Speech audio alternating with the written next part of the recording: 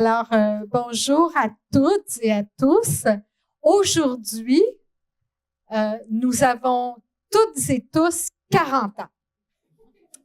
Alors, les plus jeunes, vous venez de vieillir et moi, je viens de rajeunir. Alors, l'apport du CQFD depuis 40 ans est riche et varié. Je ne le résumerai pas dans ce mot d'ouverture. Par contre, je voudrais qu'on prenne conscience, quand on a fondé, et c'est le on inclut toutes celles qui y ont contribué de la fondation à aujourd'hui, c'était 20 ans après que l'obligation d'obéissance des femmes à leur mari a été abolie, en 64. 20 ans à peine. On vient de bouger 40 ans. En 69, 15 ans avant notre naissance, il y a eu une loi qui a décriminalisé la contraception. Au début, je me disais, ouais, je me trompe, ça se peut pas, ça fait juste... Et 1 an avant la fondation du CQFD, on a criminalisé les agressions sexuelles par les conjoints. Juste 1 an. Imaginez tout cet apport, l'engagement que nous avons pour la défense des droits des femmes et des filles, la grande lutte pour la discrimination, contre la discrimination à l'égard des femmes partout dans le monde. Mais je pense qu'il faut toujours réfléchir qu'on a du chemin à faire ici aussi. Et c'est cette perspective-là de solidarité qui est importante. 84, on est. 4 ans plus tard, l'avortement n'est plus un crime. Quelques années plus tard, en 96, nous obtenons une loi pour l'équité salariale. Et en 2021, c'est hier, la loi sur le divorce est modifiée et elle inclut maintenant la notion de violence conjugale. Donc, je me disais, l'apport du CQFD au niveau de la solidarité internationale nous a permis de faire des liens entre les droits des femmes et des filles et maintenant la diversité des genres, ici comme partout. Et c'est une longue marche que nous avons entreprise et nos mères, nos grands-mères et bien d'autres avant nous. Et nous avons pris le relais et nous porterons le relais. Alors, bravo à cette grande solidarité qui certainement nous a permis de faire des gains collectifs. Merci.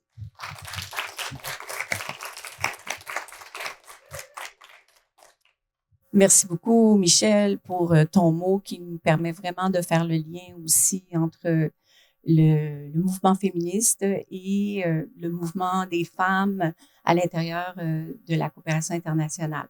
Alors, c'est un grand privilège et un honneur pour moi et Monique Lortie, ma chère collègue, fondatrice du Comité québécois Femmes et Développement, d'être ici ce matin.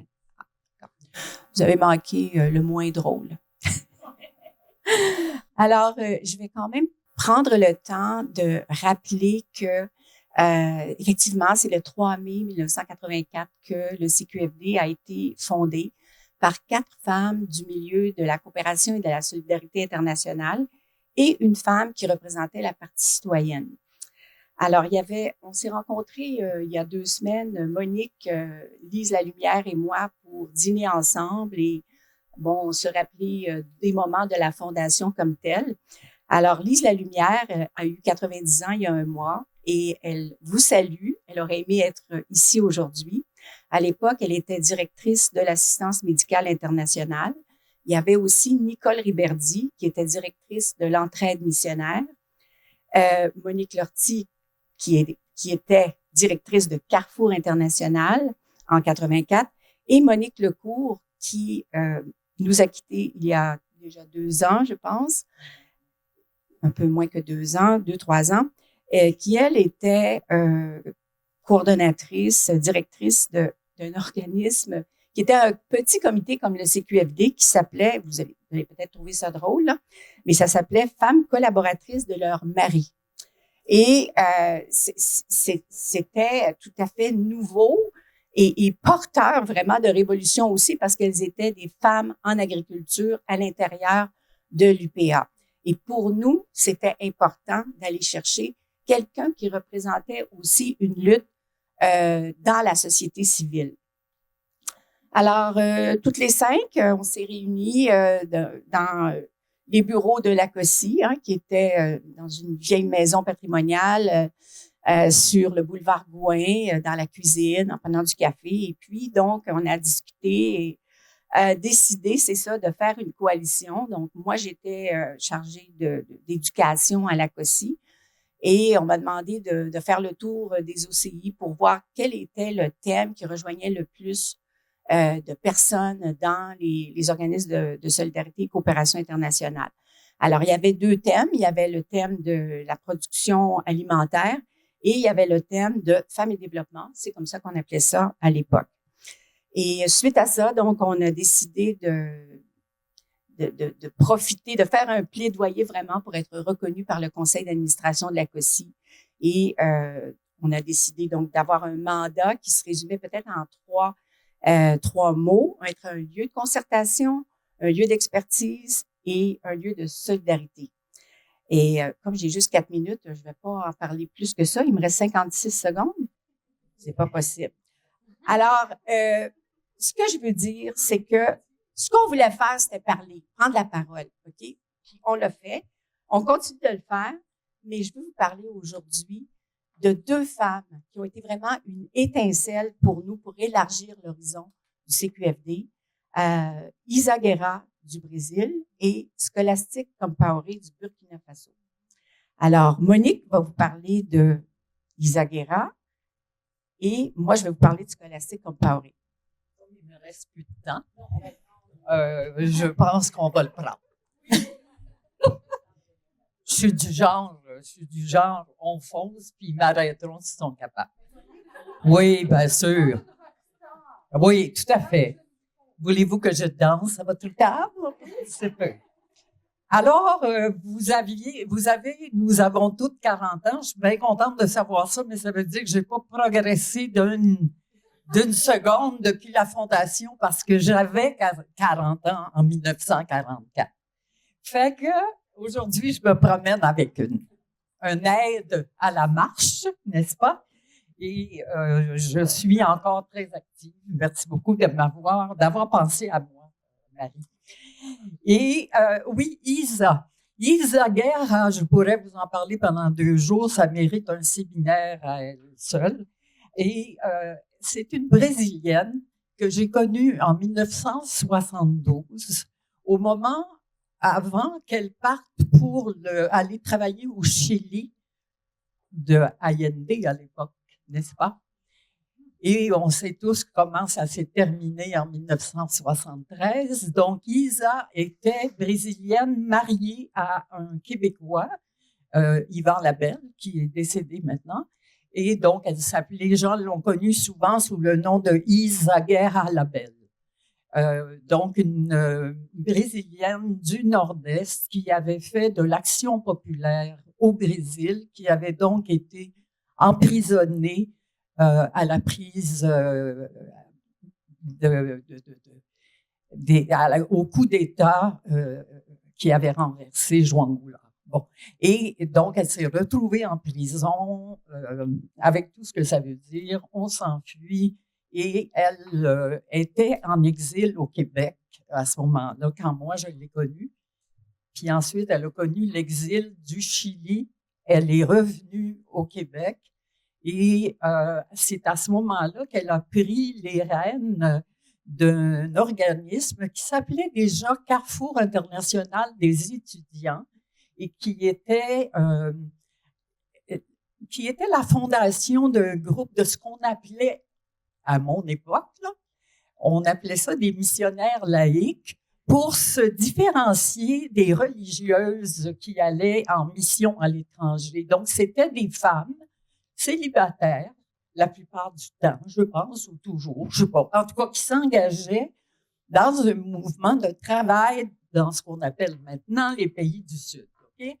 Donc, elle revenait d'Afrique, elle revenait d'Amérique latine en général, parce que ça pouvait être l'Amérique du Sud ou l'Amérique centrale.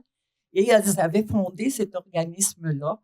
Elle vieillissait, puis elle disait, il faut un changement, il faut que ça soit plus que ça. C'était l'époque aussi des mouvements de libération en Afrique.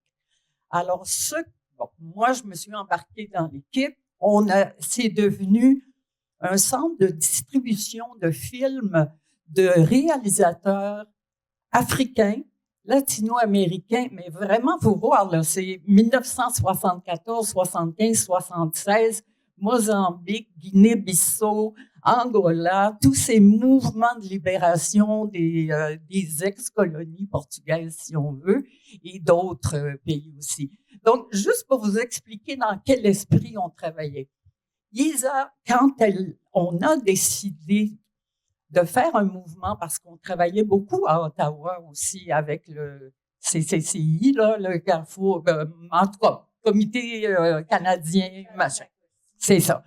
Et là, on s'est regroupé un groupe d'organismes québécois en disant, on est un peu fatigué de toujours les traducteurs de ce qui se passe à Ottawa. Et c'est là qu'a germé l'idée de l'ACOSI, bien avant le CQFD. Donc, je suis avec Isa Guerra et les gens de développement épais et name them, là, cofondatrice de l'ACOSI. Donc, mais c'est après ça que... pourquoi c'est vieille, là? Là, j'ai dit, ce matin, quand je m'en emmenais, j'ai dit, mon Dieu, Monique, te rappelles-tu quand t'invitais Madeleine Parent, tu étais toute énervée, ben là, c'est toi qui es là. Et toi qui es la vieille. En tout cas. Ouais, non. En tout cas, écoute, je ne veux pas prendre toute la journée. Exactement. Donc, c'est comme ça que Isa est arrivée dans le décor. Donc, quand elle est revenue au Québec comme invitée, on la connaissait déjà. Elle avait déjà fait sa marque ici et tout ça. Et elle travaillait avec un groupe de femmes. Elle avait mis sur pied avec des amis un groupe de femmes au nord-est du Brésil, d'où elle était originaire. Et ils avaient fait quelque chose de particulier. C'est dans ce cadre-là qu'on avait invité Isa. Voilà. Et Scholastic Compaoré. Et malheureusement, j'avais une belle photo que j'ai oubliée sur ma table de cuisine. On l'enverra par Internet. Voilà. Bonjour. Donc, merci Monique. Alors, Isa Guerra, c'était notre... Monique a été très importante parce que, je veux dire, s'il n'y avait pas eu ces femmes-là, les 4 femmes-là qui étaient directrices d'OCI, OK? Parce qu'il y en avait 4 à l'époque, OK? Sur 40 organismes. Fallait faire un plaidoyer. Fallait que ce soit accepté par le conseil d'administration de la COSI et par le directeur aussi, Jean Brodeur, qui l'a accepté. Bon, ça, désolé. On va nous danser le tango. Non, je pense que c'est un appel de la Chine. Je m'excuse. Oui, ça, c'est bien. Mais l'autre personne, donc il y a Isa Guerra, mais l'autre personne qui est importante, c'est Scholastic Compaoré, qui travaillait déjà avec des OCI ici. Et Isa et Scholastic sont venus pour une conférence sur femmes et production alimentaire et une tournée internationale qu'on a organisée ici à Montréal et dans toutes les régions du Québec. Et juste avant qu'elles viennent, bon, comme 8 mois avant, on est 7 personnes, hommes et femmes, représentant des OCI. Et nous sommes allés passer 3 semaines au Burkina Faso et c'était organisé, ce séjour terrain, par Scholastic Compaoré, qui était la coordonnatrice de l'Association des femmes du Burkina Faso. Alors, les rencontres qu'on a fait là-bas avec les groupements paysans, avec les coopératives de femmes, à Zabré, dans le Sahel, à Waïgouya, tout ça, c'était comme des choses qui ont marqué nos vies personnellement, nos mémoires, notre esprit et aussi notre cœur. Alors, c'est ça qui est aussi dans le CQFD.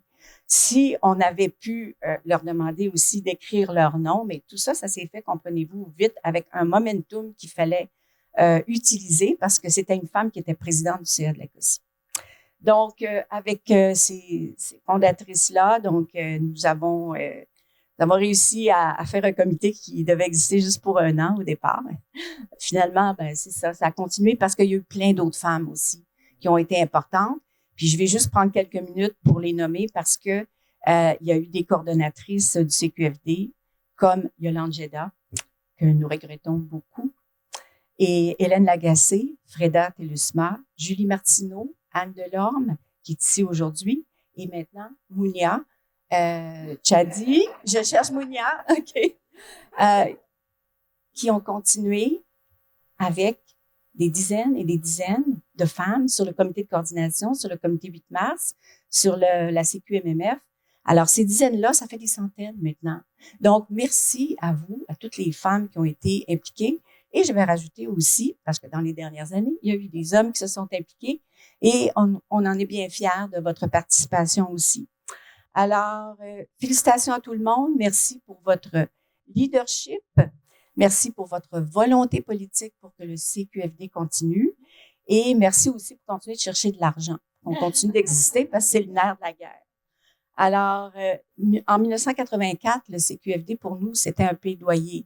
CQFD, ça voulait dire ce qu'il faut démontrer. On a le droit d'être là. Maintenant, c'est devenu ce qu'il faut dénoncer. Et je pense qu'il faut garder cet esprit-là dans la continuité. Une petite seconde, juste pour vous dire que pourquoi on a appelé ça femmes et développement, c'est qu'à l'époque, c'était ça qui était important. Les femmes étaient absentes de toutes les tribunes de décision, autant ici que ailleurs.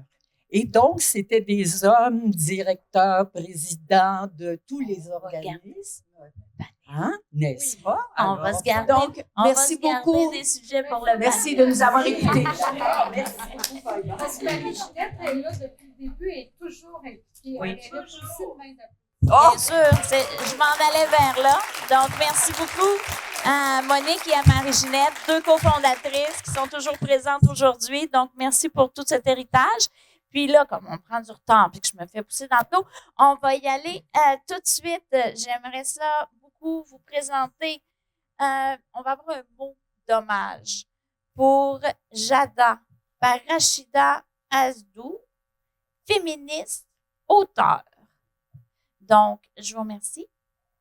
On vous donne la parole. Bonjour tout le monde.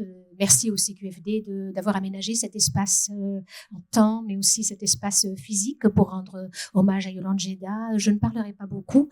Je voudrais remercier tout particulièrement Mounia Chadi qui nous a accompagnés durant la préparation de cet hommage. Yolande Jeddah, sa principale caractéristique, c'était la discrétion et l'humilité. Et manifestement, ces deux familles, puisque c'est moi qui parle aujourd'hui, une amie de Yolande, mais des membres de sa famille sont ici. Donc, Marie-Louise Jeddah et Wagui Jeddah, respectivement sœurs et frères de Yolande, sont parmi nous. Alors, je vais juste vous lever pour qu'on vous...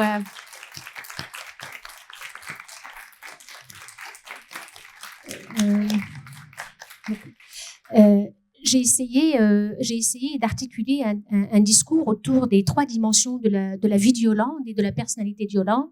Yolande, l'intellectuelle rigoureuse et sans compromis. Yolande, la citoyenne engagée, et Yolande, la personne intègre. J'ai eu beaucoup de difficultés parce que ces trois dimensions sont indissociables. Alors, ce que j'ai choisi de faire, plutôt que de parler, j'ai une petite vidéo de 5 minutes, donc c'est le temps qui m'a été imparti, puis je vais l'utiliser à la vidéo, à exposer cette vidéo, diffuser cette vidéo-là, où deux amis de Yolande parlent en notre nom, le cercle des gueules de Métèque, c'est-à-dire nous, un horizon, des personnes de divers horizons. On se côtoie depuis plus de 30 ans maintenant. C'est Eger Charf, cinéaste d'origine tunisienne, et Nadine Taïef qui prennent la parole au nom de nous toutes et nous tous en essayant de rendre compte de ces trois dimensions de Yolande. Et ça se termine sur des images pour que vous voyez que pour Yolande, cette personne si discrète, c'était aussi l'amitié et les plaisirs de la table.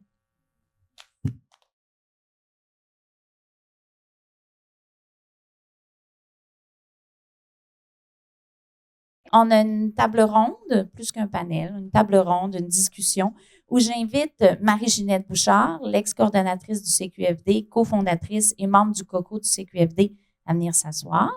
J'invite également Anne Delorme, ex-coordonnatrice, DG de Humanité et Inclusion, à venir s'asseoir. Linda Gagnon, ancienne du CQFD et de la CDPJ, chargée de programme Pôle Amérique et Caraïbes, égalité entre les femmes et les hommes à Souco. Sur les chaises qui sont là, allez-y, allez-y. Je suis rendue à Odette McCarthy, ancienne du CQFD et de la CDP Genre, DG de Equitas. Laurence Caron, ancienne du CQFD et de la CDP Genre, gestionnaire principale, performance des programmes Mission Inclusion. Michèle Arnaud, ancienne du CQFD et de la CDP Genre, DG de Égide. Et Monique Lortie, cofondatrice CQFD, ex-directrice de Carrefour International. Un bon applaudissement à toute cette tablée, s'il vous plaît. Et je passe la parole à Mounia, coordonnatrice du CQFD. Donc, je rappelle l'idée de cette table ronde, revisiter l'histoire de la contribution du CQFD et de la CDP Genre à la lutte pour les droits des femmes et à la co-construction des savoirs en coopération solidaire internationale. Merci d'être là et puis bonne conversation. Merci. Oui, c'est allumé. Alors, merci tout le monde de votre présence et vraiment, oui, ça va.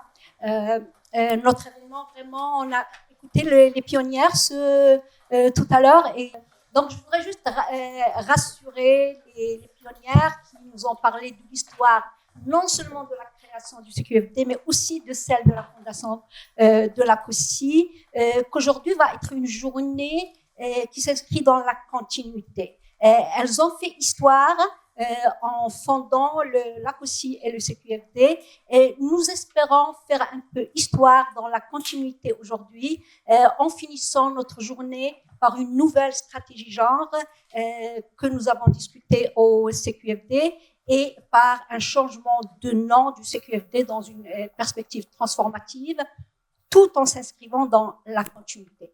Donc, nous allons, avec les collègues présents autour de la table, revisiter cette histoire du CQFD et cette histoire de la communauté de pratique.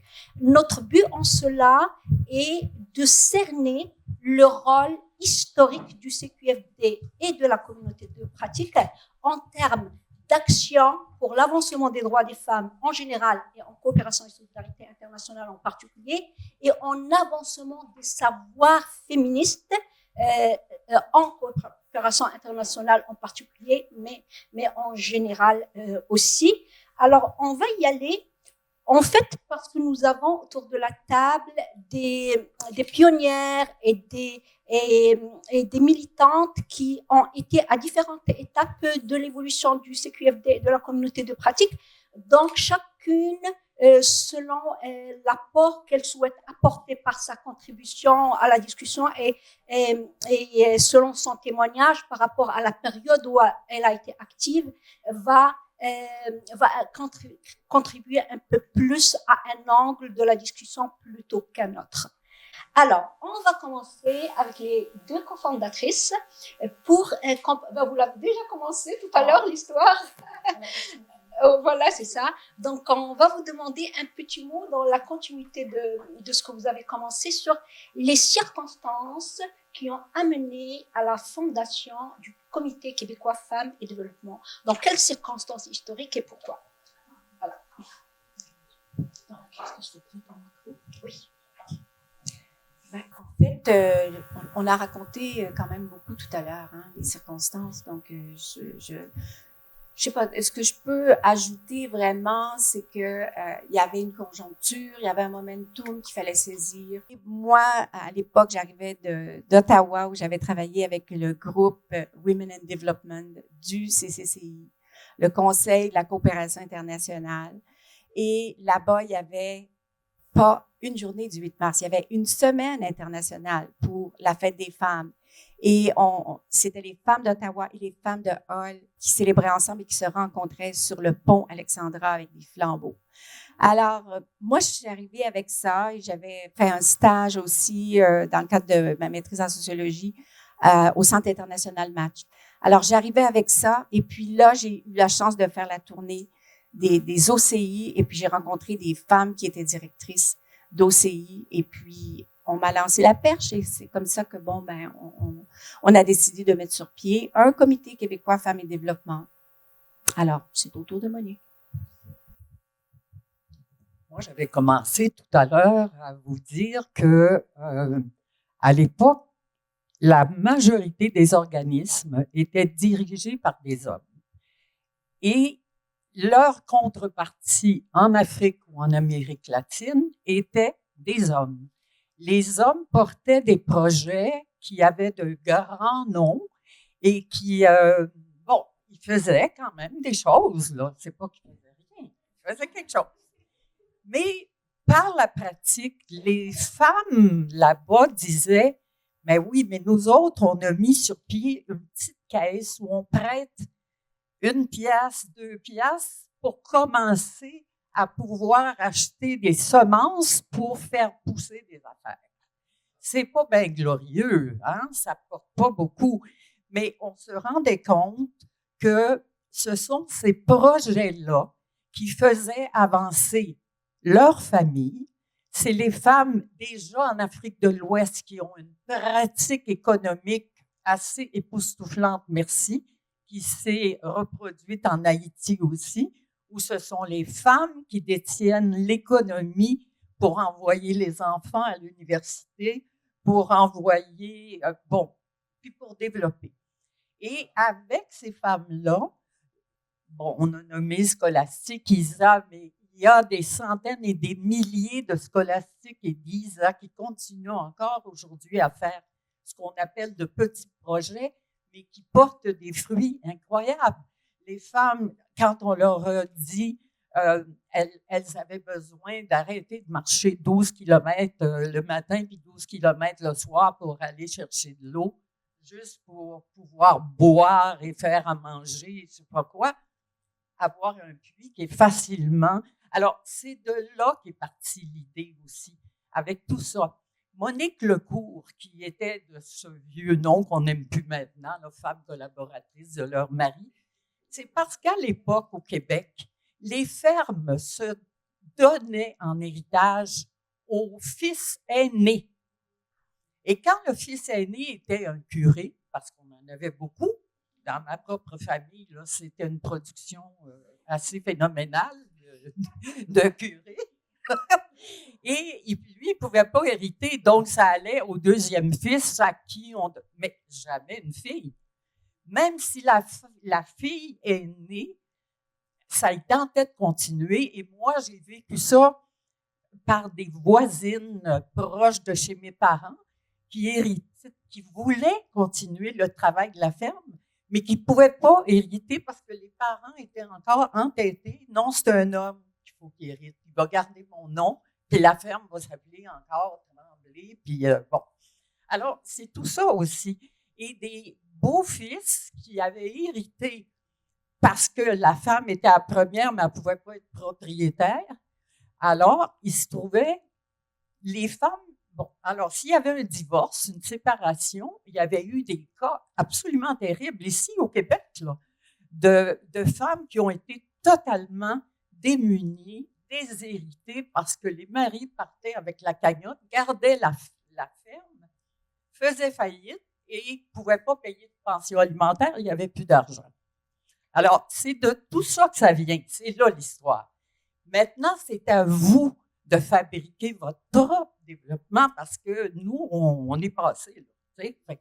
On peut vous donner un coup de main, mais voilà. Oui, on va le fabriquer, mais on ne va pas l'appeler développement, on va changer. Okay. Merci beaucoup. Alors, on va être un peu dans... Oui. OK, il faut vraiment le coller, hein. OK, vraiment. Il faut le manger, le micro. Donc, on va rester dans le même esprit. Je vais demander à Linda Gagnon et à Odette McCartney de nous parler un peu des circonstances dans lesquelles a émergé la communauté de pratique genre en pratique de la COSI.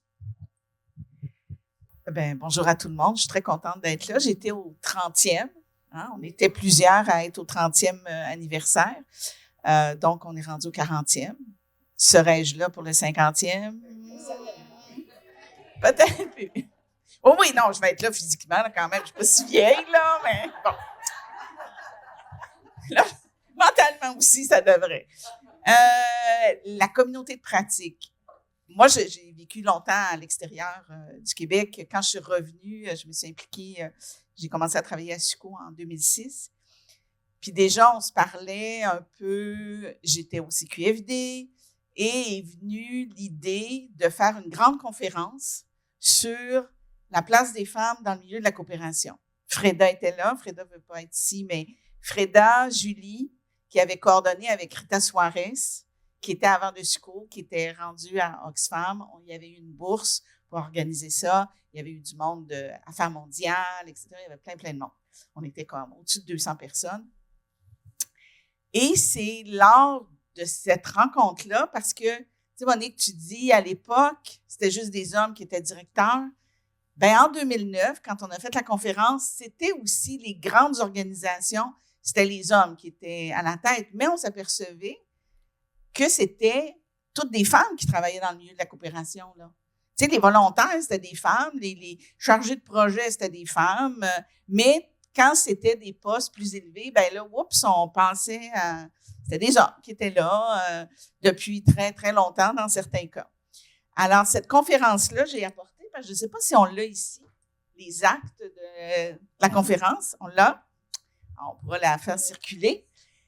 Puis là, petite anecdote. Ça, c'était le 19 et 20 janvier 2009. Est-ce que vous vous rappelez ce qui s'est passé? Le 20 janvier 2009, c'était l'investiture de Barack Obama. Puis je me rappelle, on était dans la grande salle sur l'heure du dîner, on a mis des grosses TV pour écouter ça parce que c'était, tu sais, bien c'est sûr, c'était un homme, là, mais disons... Non, c'était pas au Centre Saint-Pierre. Oui. Au Palais des Congrès ou quelque chose comme ça. Au l'hôtel. En tout cas, c'était vraiment le fun. Et c'est lors, parce qu'on avait des ateliers là, pour cette conférence-là qui avait été organisée, puis c'est dans un des ateliers qu'on s'est dit, bien là, peut-être qu'il faudrait qu'on change les affaires, puis peut-être qu'une communauté de pratique. Puis là, c'est commencé à germer l'idée d'une communauté de pratique, genre en pratique, que ça s'appelait, pour justement, tu sais, regrouper pas seulement des membres de l'OCI. C'est ça qui était aussi un peu particulier. Il y avait pas, on voulait pas que ce soit juste des membres de la COSI, on voulait aussi l'ouvrir à des individus. D'ailleurs, ça avait fait une petite crise, là, au sein de la COSI, parce que c'était la COSI qu'il fallait qu'il soit le responsable. Puis, on avait eu une petite histoire autour de ça. Mais bref, on avait commencé avec une subvention du CRDI pour travailler toutes ces questions-là. Fait qu'on a fait, puis on a eu plein de choses qu'on a fait. Donc, en fait, on a créé aussi un guide pour l'intervention qui est là aussi, qu'on avait créé pour justement mettre en place. Puis là, j'espère, Odette, que je n'ai pas tout dit ce que tu voulais dire. Je m'excuse. Vas-y, tu continues. Non,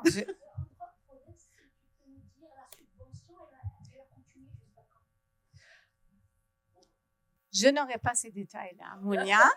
Je ne pensais pas aller dans les détails comme ça. Moi, je voulais vraiment parler de partager le pourquoi. Qu'est-ce qui nous animait à créer une communauté de pratique? Parce que le CQFD était quand même une entité, un espace extrêmement fort. Il y avait beaucoup de partage, il y avait beaucoup de complicité, il y avait énormément de solidarité. Mais on était plusieurs, et puis c'est suite au forum là, ça a été identifié. Il y avait de plus en plus d'organisations qui avaient des politiques claires. Donc, certains qui avaient même des ressources pour avoir c'était conseillères d'égalité entre les femmes et les hommes, conseillères de genre, spécialistes. Il y avait certains où il y avait quand même mis des ressources et reconnaissaient le temps que ça prenait pour pouvoir mener et travailler vraiment de concert avec les autres. Il y en avait beaucoup d'organisations qui n'avaient pas de politique. Il y avait beaucoup d'organisations qui n'avaient pas des ressources affectées pour vraiment le nécessaire pour pouvoir avancer les approches, les programmes. Donc, on était dans ce contexte-là. Et même les organisations, moi, personnellement, à l'époque, je travaillais pour le CECI. Et on était chanceuses, on avait plusieurs personnes qui avançaient, puis il y avait du temps pour avancer. On avait Hélène Lagacé qui était au sein du CECI, qui avançait donc les questions qui étaient importantes, mais il y avait une conscience qu'il fallait toujours s'assurer qu'il y avait cette volonté politique à la tête des organisations et aux directions des organisations pour le renforcer, mais aussi pour l'encourager ailleurs. Donc, il y avait une réelle observation à ce niveau-là. Puis la deuxième chose, c'est qu'on n'avait pas l'espace pour partager dans les organisations de ce qu'on vivait. Et le « on » étant pas juste les représentants qui travaillaient sur les questions de genre. Tous les partenaires avec qui on travaillait, les collaboratrices dans les pays, les organisations de droits des femmes dans les pays où nos organisations œuvraient dans les communautés, il n'y avait pas des espaces pour partager autant sur ces réalités-là. Donc, on voyait que ça se faisait dans une organisation, un travail avancé à ce niveau, dans une autre à ce niveau, mais créer un espace où on pouvait échanger sur nos défis de mise en œuvre, sur nos défis au niveau politique, sur la raison pour laquelle on faisait ça, donc la motivation, l'avancement des droits, c'était important. Et de le faire de façon non compétitive, de le faire d'une façon dans le respect, de le faire dans une façon où on pouvait comme aller au-delà de notre allégeance organisationnelle qui devient tout à fait normale, parce qu'on mettait de l'avant donc ce que le CQFD a toujours mis de l'avant, donc la question des droits, les droits des femmes. Donc ça, c'était vraiment clé. Et on a passé du temps à parler de processus. On a beaucoup de temps. Mais c'était important. C'était vraiment important de mettre ces balises en place parce que ça a guidé pendant des années, Mounia, des années, et par la suite. Et cet espace sécuritaire, cet espace de confiance et cet espace de vraiment partager. OK? On partage. Votre organisation va prendre cela, aller de l'avant, tant mieux, parce qu'ensemble, on savait que ça allait pouvoir faire avancer les questions qui continuaient d'être aussi importantes. Puis, si je peux me permettre, en réfléchissant, en venant aujourd'hui, en 2024, une partie de moi qui disait, on a toujours besoin d'un CQFD. OK, ça veut dire, peut-être on peut avoir une petite déception dans le sens où on n'est pas atteint l'égalité qu'on aurait voulu. Puis en même temps, une prise de conscience aussi jusqu'à quel point aujourd'hui, avec le mouvement anti-genre qui est présent, avec tout ce qui ne veut pas ouvrir un discours et un espace plus inclusif dans les notions de genre, qu'on a du travail à faire. Et donc, bâtir sur les 40 années de complicité, d'échange dans un CDP est essentiel. En fait, même plus que jamais, pour pouvoir maintenir ce qui est déjà acquis, ça c'est déjà une chose, à la fois au sein de nos organisations, à la fois au sein du travail qu'on fait au niveau international que les Nations Unies. Oui, on a une politique canadienne actuellement féministe, c'est extraordinaire, mais il ne faut pas qu'on reste comme que ça soit juste un acquis. Et il faut qu'on ait le courage de pousser nos pratiques féministes, mais aussi de continuer d'échanger de manière très ouverte et sécuritaire. Donc, le CDP, aujourd'hui, a plus que jamais sa raison d'être. Donc, je réfléchissais que les raisons qui nous ont motivés en 2008 demeurent toujours aussi, sinon plus pertinentes aujourd'hui. Donc, voilà. Je complétais, Linda. Oui, je dirais juste qu'on avait beaucoup de fun. C'était vraiment un espace, c'était effectivement, la question de la confiance, c'était important parce que là, on était toutes là pour représenter nos organisations. Puis là, on se disait, ouais, mais là, moi, si je dis que, tu sais, là, chez nous, ouais, il y a bien des paroles, mais on le fait pas tant que ça. Là, tu peux être dans un espace, tu sais, il fallait vraiment qu'on crée un espace protégé. C'est pour ça, d'ailleurs, on a passé 2 ans sur notre charte de collaboration parce que là, il y avait des chartes de confidentialité, puis là, tu n'as pas le droit de dire telle affaire. Mais ça crée vraiment un espace, tu sais, les premières années de confiance, d'amitié, on avait du fun. Puis après ça, ben, il s'est créé des amitiés qui se sont perpétuées dans le temps, même si moi, je suis plus présente à la communauté de pratique, mais tu sais, c'est les gens qui étaient à la communauté de pratique, quand moi j'étais là, on est encore en contact, puis on se voit, puis on se rencontre, etc. Fait que je pense que c'était ça aussi, tu sais, c'était un lieu d'apprentissage pour tout le monde, autant les personnes qui avaient plus d'expérience, les personnes qui en avaient un peu moins, mais c'était vraiment un espace puis c'est encore sûrement, là, c'est juste que je ne suis pas là, mais c'était un espace vraiment de découverte. On a fait plein d'affaires, on essayait toutes sortes de patentes. On a eu du fun, hein? On a bien du plaisir. Puis sûrement que, c'est ça, toutes les époques, c'est peut-être ça qui caractérise aussi les espaces protégés, c'est qu'on a du fun, dans le fond, là, tu sais, puis... Oui. Pas dans la création. Ouais. Non? Non, elle était plus tard. Est-ce que tu peux ajouter quelque chose? Alors, oui, je confirme que grâce à je confirme que grâce à ce processus de fondation, nous aussi, il y a beaucoup de membres de la communauté de pratique genre qui sont présentes là. Donc, l'espace continue à être pour nous un espace d'échange où on apprend de façon non compétitive et dans des conditions sécuritaires et de confiance. Donc, le fondement est toujours là et c'est vraiment super intéressant. Est présente avec nous parmi nos invités la coordination du Québec de la Marche mondiale des femmes. C'est parce que la Marche mondiale des femmes compte beaucoup pour le CQFD en tant qu'allié. Mais ce que ne savent pas suffisamment beaucoup de nouvelles générations membres du CQFD, c'est que le CQFD a contribué à la fondation de la Marche mondiale des femmes. Moi, je n'en sais pas beaucoup et j'aimerais que Michel nous en parle un peu. Écoutez, premièrement, il faut se rappeler que la Marche mondiale des femmes, elle a pris racine dans la Marche pour du pain et des roses en 95. Qui ici a marché pour du pain et des roses? Ah! Ouais. Ah! Alors, mais si vous étiez membre de la dizaine d'OCI très, très impliqués, mais là, j'ai toutes sorti les noms, mais j'ai pas le temps. Mais il y en a plusieurs qui étaient là. À ce moment-là, vous aviez invité des femmes de vos partenaires des réseaux des Suds. Et donc, il y avait plus qu'une dizaine de femmes de partout dans le monde qui sont venues marcher avec nous contre la pauvreté. Imaginez-vous qu'est-ce que ça faisait comme impact de lutter contre la pauvreté ici au Québec, mais de le faire avec des femmes du monde. À un souper, à la fin de la marche, j'étais pas là, mais on m'a raconté que celle qui coordonnait la marche, notamment Diane Matt, il y avait jasé, puis là, les femmes disaient, ben là, franchement, on n'arrête pas ça là. On continue, puis on s'en va vers l'an 2000, fait qu'on fait une marche mondiale parce que ce que vous revendiquez, c'est la même chose partout.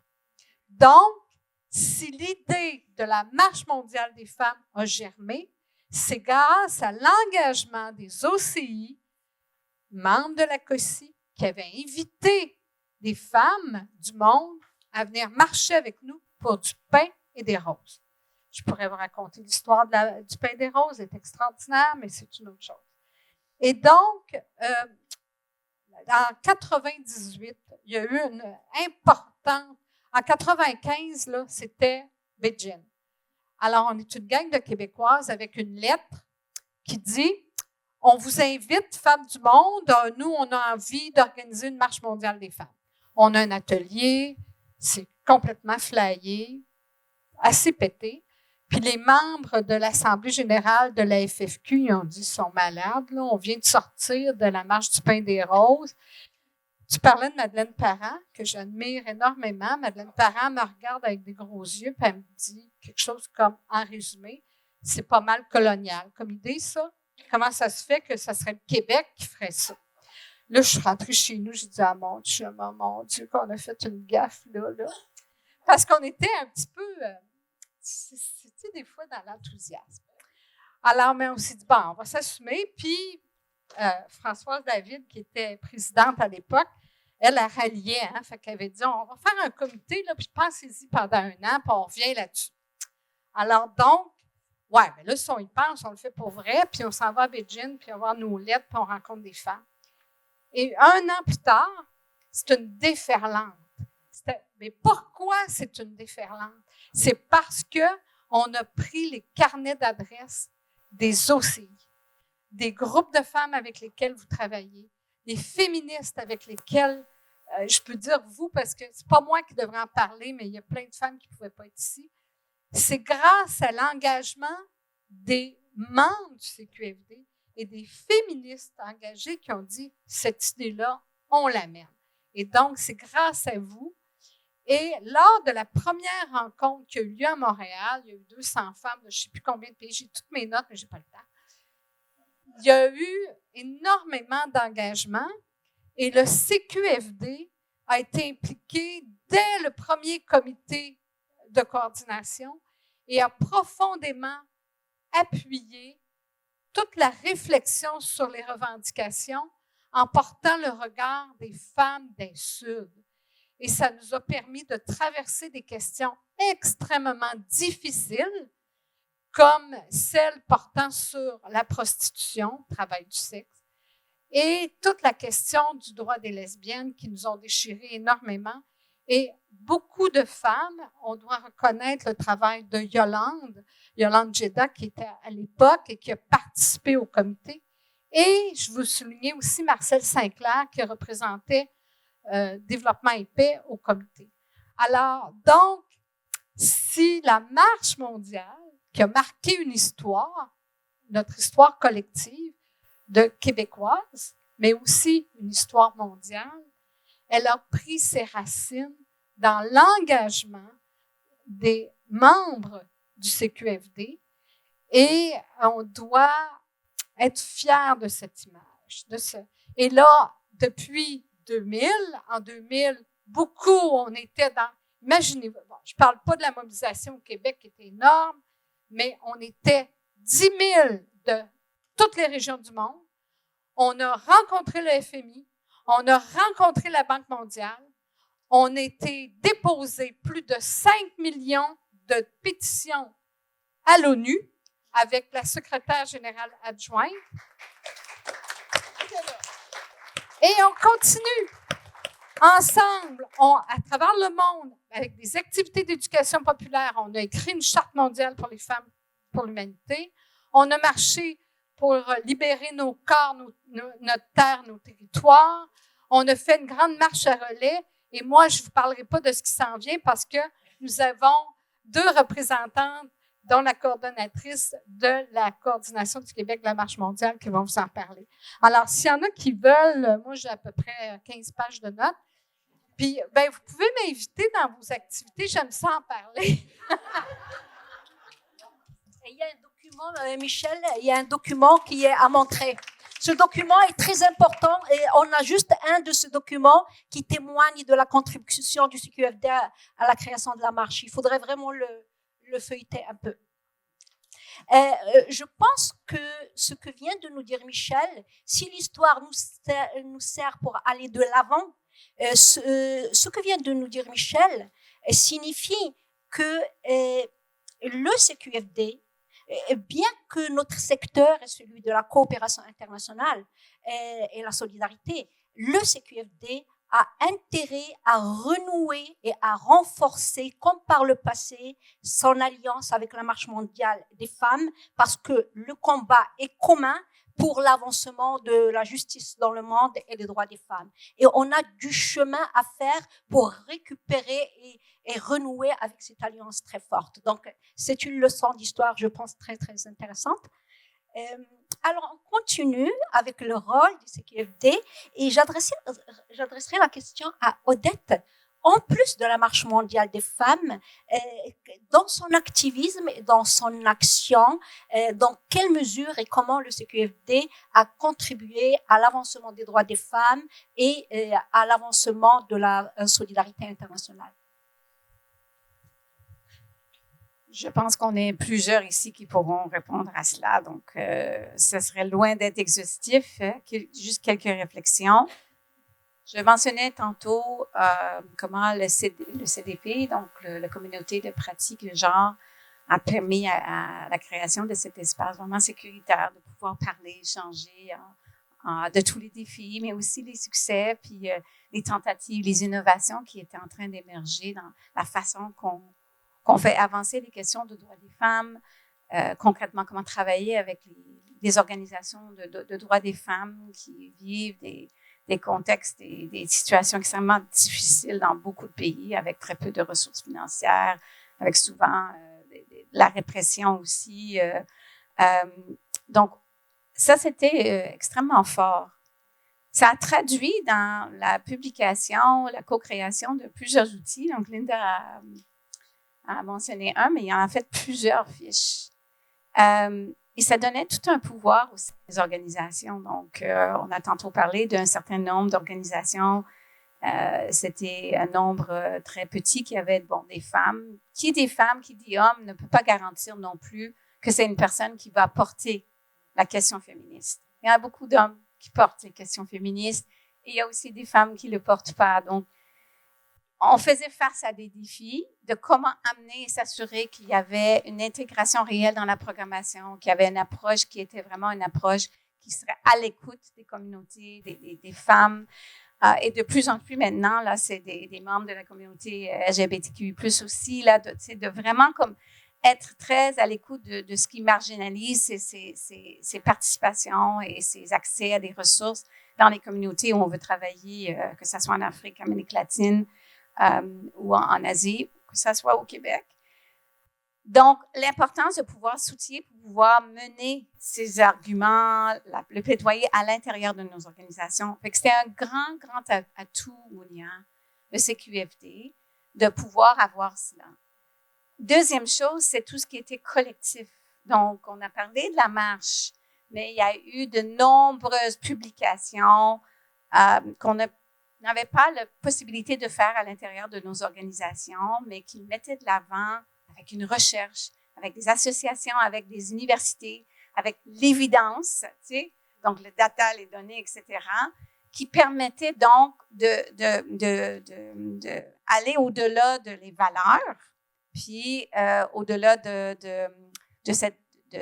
l'aspiration qu'on avait de pouvoir manœuvrer dans ce système gestion accès sur les résultats, démontrer les résultats, les indicateurs, mais de manière beaucoup plus solide et reconnue par tout ce qui peut être sceptique. Donc ça, c'était très, très puissant.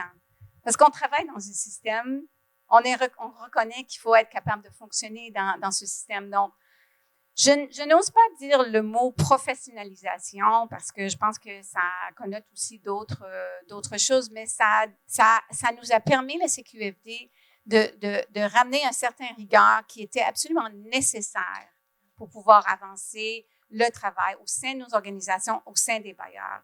Donc ça, c'est je pense, une fierté que le CQFD, par les appuis que l'ACOSI a donné, les différentes subventions, que ce soit le CRDI, que ce soit l'AMC, que ce soit le ministère des Relations internationales et francophonie, de vraiment pouvoir documenter. Puis il y a une panoplie de recherches puis de documentation que vous pouvez voir.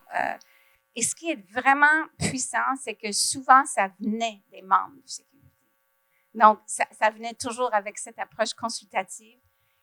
Et ce qui est vraiment intéressant, c'est de voir depuis quelques années comment le CQFD tend de manière très concrète, parce que c'était des questions qu'on avait depuis, de comment est-ce que ça peut aller au-delà de ce qui est présent au Québec et vraiment de pouvoir inclure davantage, en fait, finalement, les femmes et les hommes et les personnes qui s'identifient autrement de partout dans le monde, de pouvoir vraiment faire partie de cette dynamique-là. Et ça, c'est extrêmement encourageant aujourd'hui. Donc, voilà, c'est ce que j'ajouterais. Merci Odette, parce que dans ce que tu as apporté vraiment l'idée de la continuité. Je trouve ça vraiment très intéressant. Marie-Ginette, tu voulais ajouter quelque chose? En fait, c'est ça, je vais juste mentionner qu'il y a une autre dimension dont le CQFD s'est occupé, c'est la formation. Donc, la formation qui s'appelait, égalité entre les femmes et les hommes, ensuite genre et développement, tout ça. Mais bon, le tout début, il faut le dire quand même, parce que c'est à ce moment-là que je suis revenue sur le coco du CQFD, c'est Yolande qui a négocié avec la direction de l'ACOSI d'avoir une journée qui soit consacrée à la stratégie EFH, genre, tout ça. Il y avait une journée par année. Et ensuite, le travail s'est poursuivi avec Freda Là, bon, je ne sais pas combien de journées tu as réussi à obtenir, mais en tout cas, c'est passé à 2 journées, 3 journées. Et puis, progressivement, ensuite, avec Anne, je passe la parole à Anne parce que de toute l'aspect formation, c'est extrêmement important aussi pour rejoindre les chargés de projet hommes et femmes et aussi les directions des OCI. Alors, puisque tu abordes ça, donc on y va. On pourrait aller vers les circonstances de la création de l'école féministe dans ce processus de formation, comment les choses se sont structurées finalement par la création, la structuration de l'école.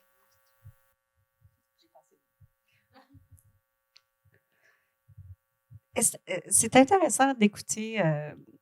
Avant de me lancer dans la formation, je veux juste rebondir un peu sur ce que mes collègues ont dit, mes consoeurs peut-être, c'est un meilleur mot, et confrères. Hein? Parce que à mon arrivée, juste pour vous dire à quel point c'était mené par le collectif, mon entrevue pour le poste de coordinatrice du CQFD, ben c'est Linda Yodette qui était. C'était vraiment mené par les membres. Puis quand on parle des publications qui ont été publiées, si vous regardez les fiches techniques, il n'y a pas d'auteur. C'était le collectif qui publiait la fiche technique. Et même quand on faisait des publications un peu plus importantes avec divers articles, l'idée, c'était de mettre l'avant les membres, toujours de rendre cette visibilité aux membres. Donc, c'est comme un plaisir en tant que coordinatrice, il y en a une qui est même pas sur le panel, à quel point nous sommes souvent en retrait et d'écouter la sagesse collective qui existe déjà dans la salle. Mais à mon arrivée, l'autre aspect super intéressant, c'était que je me posais la question, puis je n'étais pas la seule, mais une communauté de pratique puis le CQFD. Mais c'est quoi la différence au juste? Peut-être une question qui se pose encore aujourd'hui. Oui, c'est ça. Ben, la communauté de pratique, c'était comme le petit moteur de recherche, l'atelier. On voulait approfondir nos pratiques. Comment est-ce qu'on évalue l'autonomisation des femmes sur le terrain? Excusez-moi, madame, êtes-vous plus autonomisée maintenant? On était confus. 5 femmes sur 10 sont maintenant plus autonomisées. C'était vraiment bizarre comme concept. Comment est-ce qu'on les rend tangibles? Même chose au niveau des organisations. Fait qu'il y avait une forte, pas une pression, mais une revendication. Qu'on ne soit pas juste dans la programmation, mais qu'on réfléchisse aussi à nos pratiques institutionnelles. Puis c'est dommage, Debbie Boucher n'est pas ici aujourd'hui, mais elle a beaucoup travaillé sur cette question. L'idée de pratiquer ce qu'on prêche. Et donc, ce qu'on voyait, c'est que oui, il y a eu des politiques égalité femmes-hommes, égalité des genres, politiques féministes, chaque organisation en a produit, puis après ça, on les rangeait dans le tiroir. C'était fini, on n'en parlait plus. Toute l'énergie, le mouvement, l'enthousiasme, on le perdait au même moment.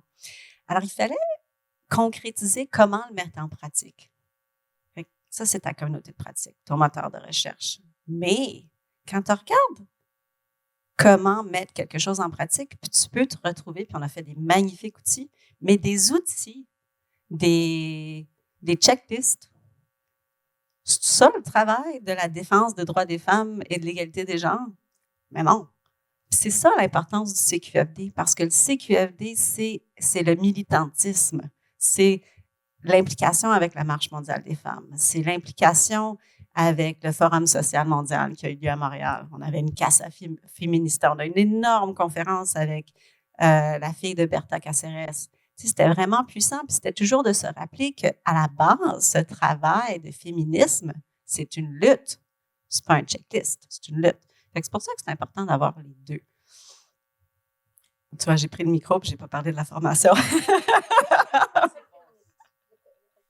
Oui, l'école féministe. Alors, à mon arrivée, il y avait une très longue histoire au CQFD. Il y avait beaucoup de choses qui étaient déjà en place. Puis moi, je suis arrivée à un moment un peu privilégié. On avait un financement du Centre de recherche pour le développement international pendant 3 ans.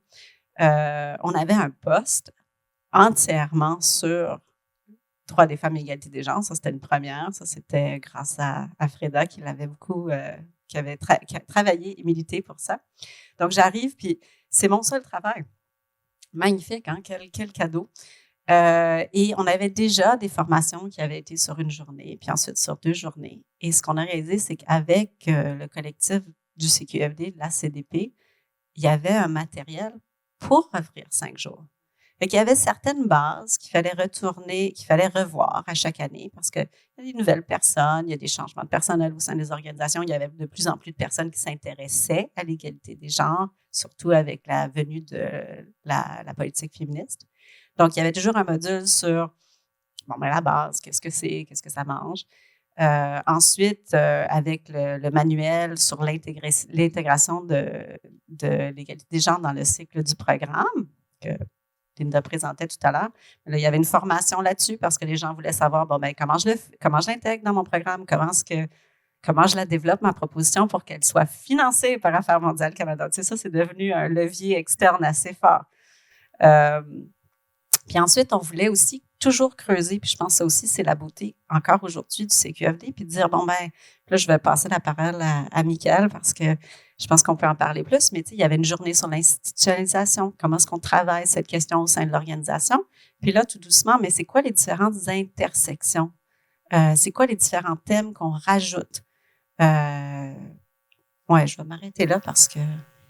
Oui, on va aller dans la continuité de ce que tu viens de dire, Anne, et interroger l'apport de la communauté, du CQFD, mais particulièrement de la communauté de pratique genre, en termes de savoir, à travers les fiches que vous avez produites, à travers vos contributions à divers contenus. C'est quoi l'apport du CQFD et de la communauté de pratique au savoir féministe et à la coopération et solidarité internationale? Michael. Bonjour. Mais je me sens un petit peu comme une poussière dans l'univers. Non, mais avec toute cette histoire, moi j'ai eu la chance de faire partie du CQFD de 2015 à 2018 quand Anne était coordinatrice. Et puis juste pour rebondir sur des choses qui ont été dites avant, quand je suis arrivé en 2015 au CQFD, j'ai eu l'impression en fait de me retrouver dans une maison. Je revenais du terrain, etc. Et puis comme peut-être beaucoup d'entre vous avez l'expérience quand vous êtes la personne chargée de projet en égalité, etc. On a toujours l'impression d'être le talent ou la talente de service dans l'organisation. Et en fait, c'était un soutien, bien sûr technique, mais aussi moral et mental très important de dire, mais non, je suis pas fou. Il y a des choses qui doivent être faites, etc. Ce qui m'amène à dire que en fait, grâce à j'ai appris beaucoup de choses. C'était vraiment une opportunité d'apprentissage donc pour les savoirs très très importante pour moi. Et puis je pense que le CQFD et la CDP ont vraiment été précurseurs sur beaucoup de sujets sur lesquels on sait notre secteur souvent en retard. Tu parlais de l'intersectionnalité, puis voire même traîne des pieds des fois. Puis on a parlé aujourd'hui, mes collègues l'ont fait beaucoup mieux que moi sur l'aspect collaboratif, l'aspect de mettre en valeur les expertises qui existent et puis les consolider ensemble. Et ça, c'était vraiment très, très important. Mais je voulais aussi apporter quelque chose sur l'aspect francophone aussi. Parce qu'aujourd'hui, je travaille pour une organisation qui essaie de mettre en valeur aussi l'expertise francophone sur les questions LGBT au niveau international. Et on a quand même tendance, en tant que francophone au niveau international, un peu à diminuer ou peut-être faire preuve d'un peu trop d'humilité sur nos expertises. Et je pense que ça, c'est une grande force aussi, et en tout cas une grande qualité du CQFD, c'est de mettre en valeur les expertises francophones parce que... oui, l'expertise existe, nos expériences existent et elles sont importantes à mettre en valeur aussi. Juste pour parler de quelques exemples auxquels j'ai eu la chance de contribuer un peu plus, on parlait justement de l'école féministe et de la question des masculinités. Il y a eu effectivement une fiche technique qui avait été montée, puis on avait fini par faire un module, je pense, à la formation. Et puis aussi, en tout cas, les premières fois que vraiment j'ai entendu parler de l'intégration des enjeux LGBT aussi dans la coopération nationale au niveau francophone, c'était au CQFD dans la CDP genre. Je pense que c'était 2016 ou 2017 qu'on a fait une fiche technique. Et puis aujourd'hui, on le voit, que je ne dis pas que c'est le CQFD et la CDP genre qui ont provoqué la discussion, mais en tout cas, je pense qu'il y a eu une grande contribution, notamment dans le plaidoyer auprès du gouvernement canadien qui s'est, il y a quelques années, engagé fortement pour soutenir ces questions-là au niveau de la coopération internationale. Je pense que vraiment cette consolidation des connaissances et des volontés au sein du CQFD, de la communauté de pratique, a permis d'entamer la discussion, puis elle ne serait jamais au niveau où est-ce qu'elle est s'il n'y avait pas eu des groupes comme le CQFD aujourd'hui. Je pense que Laurence, tu as été aussi parmi les productrices de beaucoup de contenu à travers la communauté de pratique. Est-ce que tu peux en parler un peu? Ben, un peu comme Michael, je me sens vraiment petite dans l'histoire de la CDP et du CQFD. J'ai eu la chance de participer de 2011 à 2022 environ à travers 3 organisations, ASACO, la Fondation Benjamin Lajoie, maintenant la Mission Inclusion. Donc, on bouge. Mais je me suis sentie extrêmement chanceuse qu'à chaque fois, mes employeurs m'ont permis de continuer à m'impliquer dans la communauté, puis de voir les apports que ça peut apporter. Puis d'une organisation à l'autre, on construit davantage. Donc, pour moi, ça a été vraiment une école. C'était un retour du terrain. Je suis arrivée, on m'a dit, veux-tu t'impliquer? Je dis, oui, parfait. Puis d'être accueillie par ces personnes formidables, comme des mentors qui m'accueillaient au niveau où j'étais, puis on a grandi ensemble. Ça a été extrêmement formateur. Ce que j'ai envie de partager, c'est le manuel qu'on a co-développé avec Linda, le manuel d'intégration du genre dans le cycle des programmes. À l'époque, c'est avec Andréane, puis Geneviève, puis Simidélé qui était stagiaire. C'était une année particulière dans la vie de la CDP. Habituellement, on construisait tout en grand groupe. Puis cette année-là, on a dit, on se donne 3 sujets, puis on va les travailler en petits groupes. On revient ensemble, on va les partager, on va apprendre, on va les améliorer, puis on retourne faire nos devoirs en petits groupes. Puis c'est comme ça qu'on est arrivé, nous, dans notre comité, à développer ce manuel-là, qui maintenant est repris comme outil, je pense, assez fondamental dans l'école féministe. Puis on a ri, mais ri. On s'est ramassé dans les bureaux de SUCO, dans les bureaux de SACO. On s'est promené d'une organisation à l'autre à travailler de façon intelligente, mais rigolote, à remettre les choses en question. Puis, en tout cas, moi, je suis extrêmement reconnaissante d'avoir pu être dans ce comité-là depuis toutes ces années. Puis, je veux vraiment, parce que je sais pas si ça amène vers l'autre question, mais je veux qu'on souligne l'importance au niveau du leadership dans la coopération internationale. Si on regarde ici, là, on a Odette, qui est directrice générale d'Equitas, Michael, qui est directeur général d'Égide, Anne, qui est directrice de Humanité et Inclusion, Geneviève, dans le fond, est directrice de la programmation internationale. On a Nathalie Roy, qui est directrice au niveau EDI à la Ville de Montréal. On a Lisiane Van der Knapp, directrice d'éducation internationale. C'est quand même intéressant de voir toutes ces personnes qui ont passé à travers la CDP, le CQFD, qui ont des rôles significatifs en coopération internationale dans nos organisations au Québec, puis qui influencent la programmation qu'on met de l'avant. Donc voilà, je suis très émue quand je le dis, mais pour moi, ça a été comme une grande école, un moment formidable professionnel.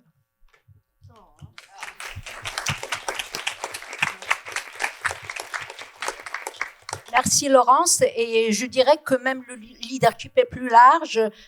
C'est vrai, c'est formidable. On a pas mal de personnes qui ont des postes de directrice, mais on peut être au-delà des titres, avoir un leadership, et il y a beaucoup de nos membres qui assurent sur le terrain un leadership. Et je voudrais saluer dans ces savoirs apportés à travers l'école féministe, à travers les fiches, et qui sont un legs précieux pour nous, c'est l'aspect savoir-terrain, qui est précieux et qu'on ne trouve nulle part que dans ces contenus produits par le CQFD et la communauté de pratique. Et ça n'a pas de prix. Parce qu'on peut connaître les théories en tapant un mot sur Google ou en allant lire un livre académique, mais ces savoirs-terrain que vous avez pu documenter, c'est quelque chose de singulier et d'unique. Et merci vraiment beaucoup pour ça.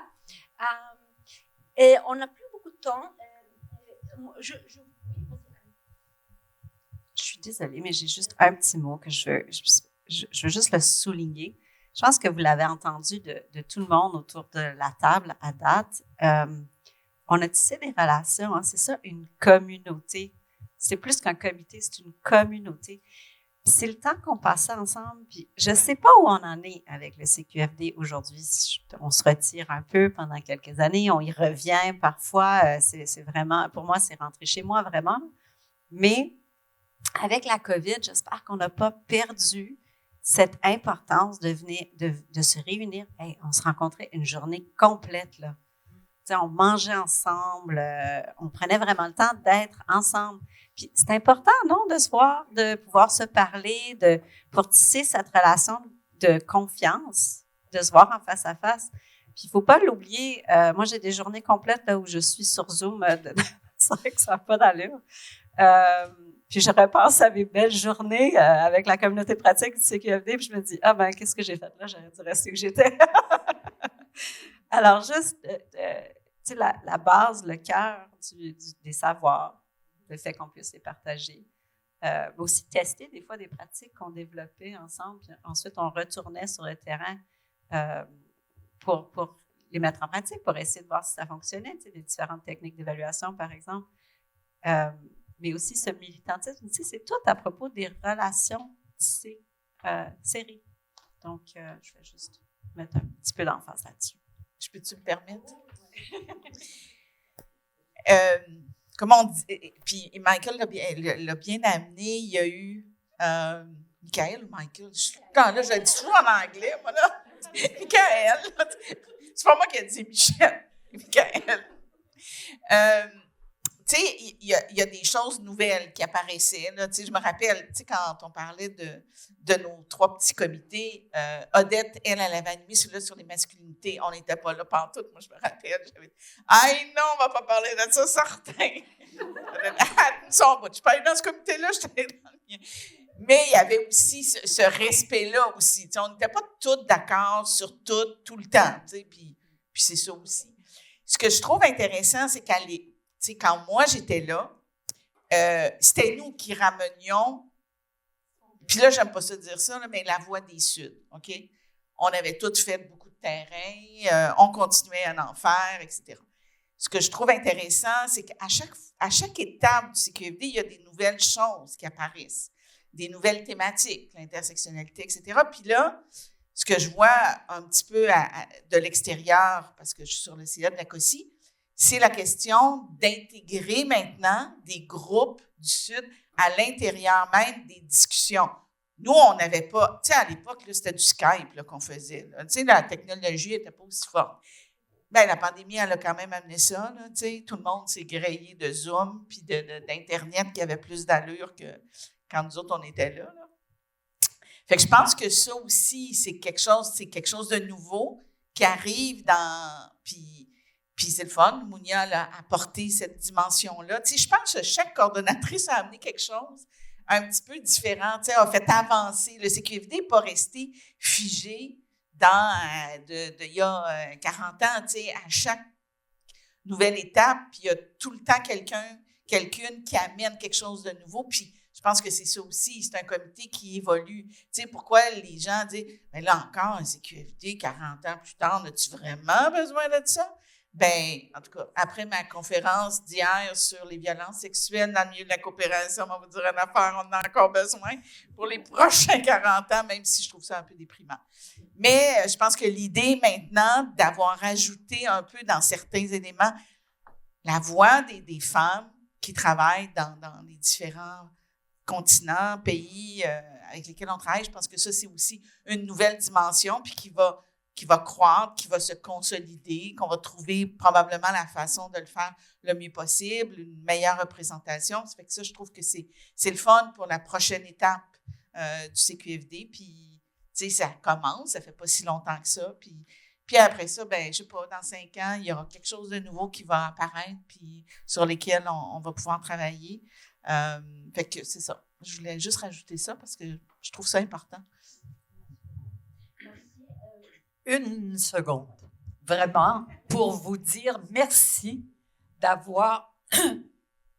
Ça évolue. C'est vrai que le but était là au départ, notre objectif, c'était ça, mais c'est beaucoup plus que ce qu'on imaginait, nous, il y a 40 ans, parce qu'on était un comité, et vous êtes beaucoup plus que ça maintenant. Sortez du mot comité, ça, moi, je suis bien d'accord avec ça. Mais laissez pas tomber les femmes. Je pense qu'on n'a pas besoin de vous le dire, mais merci d'avoir pris la relève puis de continuer. C'est à vous que ça appartient maintenant. Bien, c'est à tout le monde avec qui on travaille surtout que ça appartient. Merci beaucoup, Monique. On aurait pu développer beaucoup. Il y a vraiment beaucoup à élaborer autour de l'histoire et l'apport du CQFD de la communauté de pratique. Je voudrais conclure en disant que c'est le seul moment de cette journée qui est filmé, parce que nous avons pensé que c'est très important de documenter par l'image et par le son l'histoire et l'apport du CQFD et de la communauté de pratique. Ça va être bientôt diffusé sur YouTube et ça restera un document de référence sur notre histoire que nous allons continuer à écrire ensemble aujourd'hui. Merci beaucoup. Merci beaucoup.